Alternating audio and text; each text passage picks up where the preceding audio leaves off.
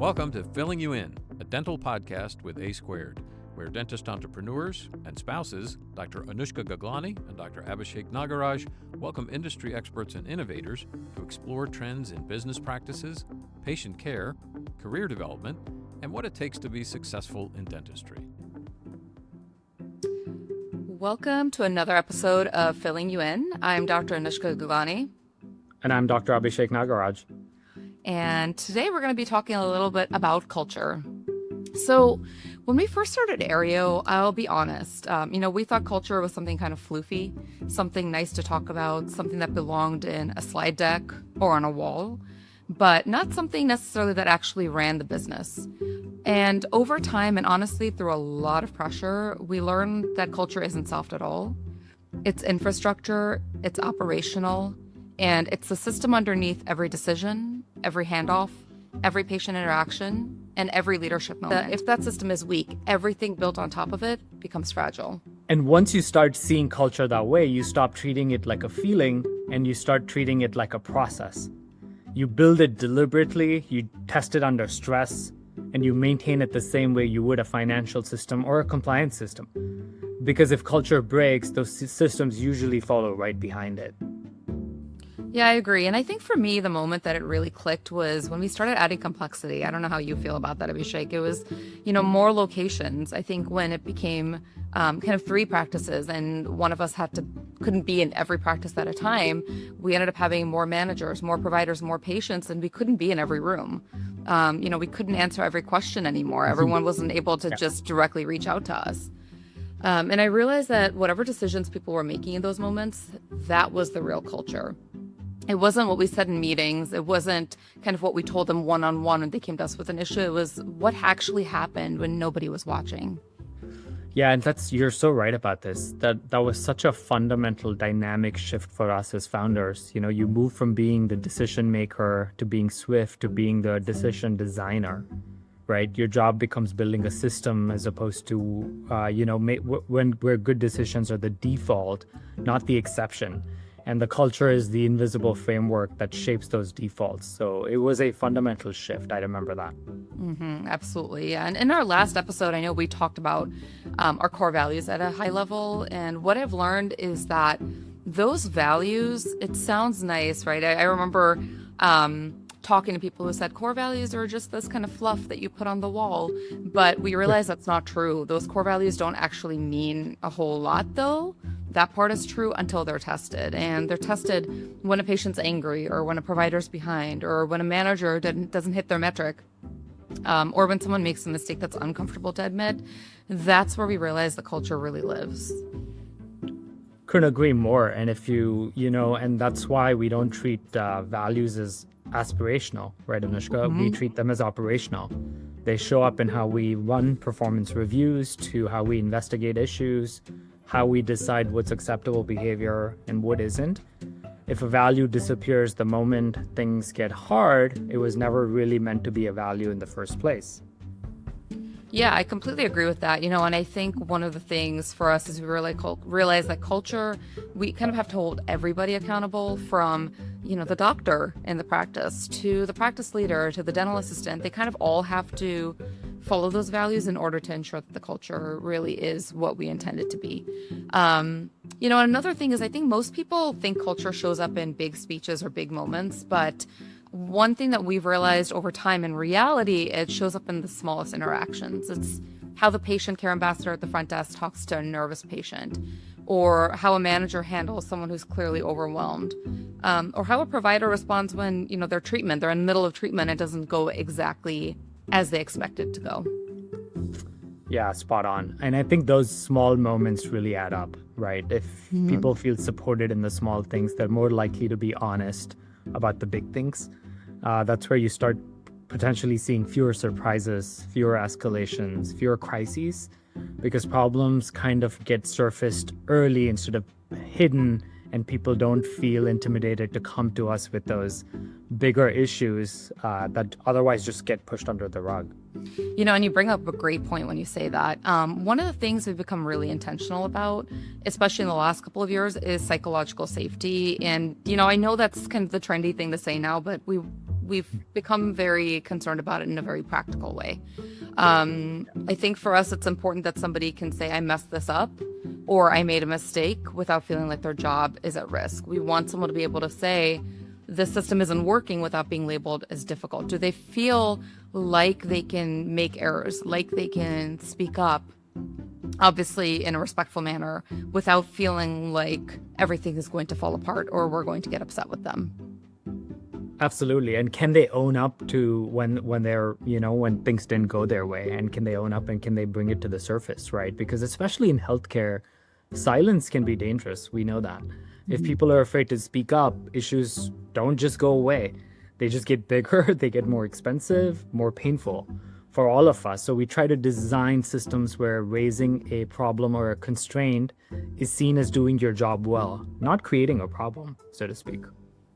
Yeah, definitely. And, going along with that, I think hiring became one of our most important culture tools. Again, going back, especially the last year or two, we've realized that, hiring is not just about filling roles. As we tell our teams, it's not just about a warm body in the chair. That's not going to help anything. It's more about shaping the future of the organization, because something that's super important to us is realizing that every person we bring in changes the environment, even in subtle ways. And that when we bring the wrong person in, sometimes it can create a cultural shift. And we wonder, why did things feel so hard or feel so difficult? We've gone through that, right? And realizing that sometimes it's just that one person that we brought in that wasn't the right fit, who kind of twisted everything on its head. Or why are we walking around eggshells around this person? And why is the entire team walking around eggshells, right? That's why we spend so much time on how people think, not just what they've done, right? We look at how they talk about past teams, past leaders, past organizations, past challenges. Are they reflective, or are they always the hero in the story, right? Those patterns usually show up again and again, as long as we're watching for them. Correct. I totally agree. And, I think we try to also be honest. I don't know how you feel about this, but almost brutally honest to a fault about what working at Areo actually feels like. We kind of talk about the pace, the standards, the accountability, and we don't want people joining because it sounds comfortable. That's far from what we are. We're far from perfect. We're far from comfortable. We want them joining because it sounds meaningful. Yeah, right on. I think that transparency saves us a lot of pain on both sides, but also eliminates potential candidates pretty early, right? When someone opts in with just clear eyes, they're much more likely to stay engaged and aligned when things get tough. We've always had the motto, right? An educated team member before they join the organization is always a very productive team member, because they know the expectations, they know how this organization works. Absolutely. And I think promotions are probably where culture gets amplified the most, because when we promote someone, we're not just giving them a title, we're giving them influence. Big time. And influence is a multiplier, right? The way that person behaves will get copied consciously or unconsciously, and by everyone around them. So that's why we look so closely at how someone leads, not just how they perform. And being a leader matters. Being a good leader matters at the end of the day. Absolutely. I think it's very undervalued, actually, being a good leader. People talk a lot about what leadership means, but, one of the things I think we are aligned on is that we still deeply care about results, but we do care just as much, if not more, about how those results are achieved. Does the leader that we put in place, whether it's the doctor, whether it's the operation manager or the practice leader, do they develop people or do they burn through them? Do they build trust or do they rely on pressure? Yeah, you make a good point about results, right? We care deeply about results because leadership is about results. It's about representation. It's about remedy, right? It's about showing up. But actually, if there are no results, then leadership is probably lacking somewhere, right? And speaking of results, I think short-term results can sometimes hide long-term damage. I think we've both seen that quite often. Yeah. You can hit numbers for a while with the wrong leadership style, but eventually the system starts to break, the cracks start to show. Absolutely. We've been through that very unfortunately. And I think at a certain level, almost every group, almost every business will go through that. So, another thing is in the early days, our culture traveled by proximity. I kind of talked about earlier when we had two practices. Well, the first practice was the easiest, right? Because we could both be there every day. And the second one wasn't as bad because at least one of us was there. But once we got to the third practice, that's where things started to shift a little bit. But initially, people could really watch how we handle things and mirror that. As we grew, that stopped being possible. So I remember we had to move from culture by example to culture by design, which meant kind of creating systems that could run when we were not there. No, right on. And, that can feel like culture dilution of some sort, right? A lot of times, because I think that's when onboarding, documentation, leadership training, scorecards become cultural tools, not just operational ones at that point. That's how you make expectations visible to people, even when you're not in the room. Yeah, definitely. And, we talk a lot about consistency without uniformity. That's the other piece to this that I don't want to forget about is though we have the systems to create that culture and kind of make it systems driven rather than people driven, we don't want to rely on every location we don't want every location to feel robotic or identical. And we do want people to still have their personalities while following the systems. I think that's really key. But we do want the standards, the language, the leadership principles to feel familiar everywhere, right? Yeah. The experience should feel like Areo, not just like whoever happens to be running that location. Because when we leave it to the location, we're not following the process, we're following that person's process. And that person could be successful in that situation, but if you take them out of that situation, they could fail. Exactly, or vice versa. We've seen when people try to make it their process, but they haven't had enough experience to know that that's actually not the right way to do it. And then, like you said, maybe in most cases it kind of blows up right away, but sometimes there isn't that initial success like we talked about, but then in the long run, everything kind of falls apart. And, I think we went through a period where we were not having good luck with practice leaders. I think we were hiring the wrong practice leaders, and the onboarding experience, frankly, was pretty terrible. And I think we thought that there were just no good practice leaders out there. We realized that we were wrong. Once we kind of fixed the hiring process and kind of set our expectations as far as with the team, as far as what we're looking for, and improved onboarding, I think it's been much smoother sailing. And we realized that practice leaders play a really outsized role in this. For most team members, that's the person that they're talking to every single day. That's their go-to person. So to those team members, they are the company. And those team members' experience of Areo is shaped almost entirely by that person. Spot on. I think we've invested pretty heavily in that space in helping practice leaders understand that they're just not just managing operations. They're carrying the culture of the entire practice and the organization to a large extent into their building every single day. And if it does not come from the leader at the ground level, then we're missing something. Yeah, and kind of going off of that, I think one thing we've started to realize is, that sometimes there can be culture drift, right? And usually the earliest sign is emotional. It's when people start to disengage and they stop offering ideas. They stop challenging things that don't make sense. And we hear more the word me rather than we. And that's kind of when we know, okay, there's a problem here, when it's more about me than us as a team. Yeah, as opposed to a we, I agree. And you'll often see it in small inconsistencies, small things that pop up here and there, rule that applies to one person but not another, right? A behavior that gets often overlooked because someone is a high performer. Those moments honestly quietly reshape what people believe is actually valued. Yeah. We notice this a lot with the doctors too. Organization let doctors do whatever they want. And honestly, that is unacceptable to us, right? Doctors should be held to the same standard, probably even a higher standard, because whether they like it or not, whether they just graduated yesterday, the team looks to them as leaders at the end of the day. Absolutely. And the same goes for practice leaders, right? I think that there's sometimes a disconnect that it's a title and I get to kind of do whatever I want. And again, what we are trying to have people understand is it's not about the title, and it's not about power per se. It's about, the higher up you go, the more responsibility you have to maintain that culture and to actually improve upon the culture. So one of the pieces to that is that, when we see that drift, it's dangerous because it's slow, and we've kind of experienced this. It can take a couple of years sometimes to see the full effect of it. And it doesn't really feel like a crisis at first. It feels like a series of small compromises, trying to make somebody happy, trying to kind of accommodate the me rather than the we. Yeah, and by the time that shows up, and it, unfortunately, it's pretty late, right? It's been happening for a while. It shows up Yeah. in turnover, in patient complaints, performance drops. Yep. It's been happening for a long time. Yeah. Just never, the hood was never opened. That's right. Yeah. And, I think when we see drift, we've gotten better about looking for this. We don't start with the policies, right? And the processes. We start with the leaders. I think, have gotten pretty good at sitting down with them and getting very specific about expectations, behaviors, and consequences.